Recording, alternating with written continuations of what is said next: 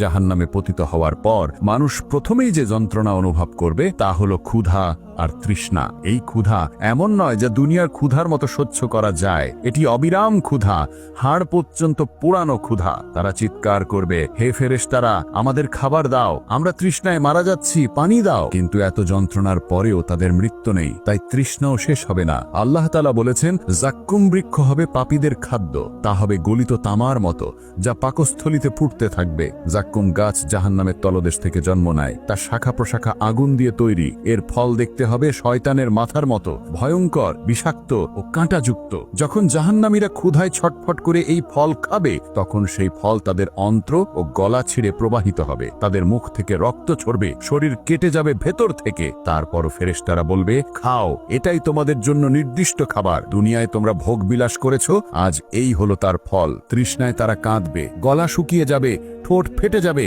তারা বলবে, হে প্রভু, এক ফোঁটা পানি। কিন্তু তখন তাদের সামনে আনা হবে ফুসরে থাকা ফুটন্ত পানি। সেই পানি এতটাই গরম যে কাছে আনতেই তাদের মুখ পুড়ে যাবে। যখন বাধ্য হয়ে তারা তা পান করবে, তখন সেই পানি তাদের অন্ত্র গলিয়ে বেরিয়ে আসবে। আল্লাহ বলেন, তাদের দেওয়া হবে ফুটন্ত পানি, যা তাদের অন্ত্র বিক্ষত করে ফেলবে। কখনো তাদের পান করানো হবে দুর্গন্ধযুক্ত রক্ত আর পুজ, যা বের হবে অন্য জাহান্নামীদের ক্ষত থেকে। হাদিসে এসেছে, জাহান্নামের লোকেরা যখন পানি চাইবে, তখন তাদেরকে দেওয়া হবে দুর্গন্ধযুক্ত পুজ। তারা তা পান করার চেষ্টা করবে, কিন্তু তা মুখে তুলতেও পারবে না, বারবার গলায় আটকে যাবে। তাদের মুখ থেকে বমি বের হবে, কিন্তু তবুও তৃষ্ণা মিটবে না। তাদের ঠোঁটে ঢালা হবে গলিত ধাতু, যা তাদের শরীরের ভেতরে ঠুকেই মস্তিষ্ক আর অন্ত্র গলিয়ে দেবে। তারা যন্ত্রণায় ছটফট করবে, চিৎকার করবে, কিন্তু ফেরেশতারা কঠোর চোখে দাঁড়িয়ে বলবে, আজ তোমাদের কান্না শোনা হবে না, আজ তোমাদের জন্য কেবল শাস্তি। জাহান্নাম কেবল আগুন নয়, এখানে রয়েছে ভয়ঙ্কর ঠান্ডা, এমন শীতলতা যা বরফের থেকেও ভয়ঙ্কর। তারা সেখানে জমে যাবে, ঠান্ডায় তাদের হাড় ফেটে যাবে, দাঁত ভেঙে যাবে, এমন শীতল বাতাস বইবে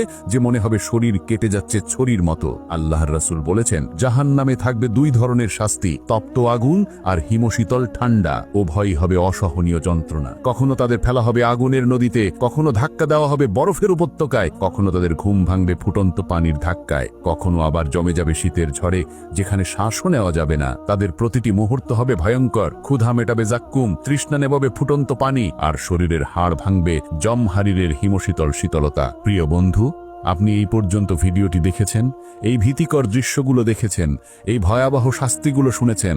এখন আপনাকে সিদ্ধান্ত নিতে হবে, আপনি কোন জায়গায় থাকতে চান, জান্নাতে নাকি জাহান্নামে। এটা আপনার হাতে, এটা আপনার সিদ্ধান্ত। আপনার এখনো সময় আছে, আপনি এখনো শ্বাস নিচ্ছেন, তাই আপনার এখনো সুযোগ আছে। কিন্তু কতদিন পর্যন্ত?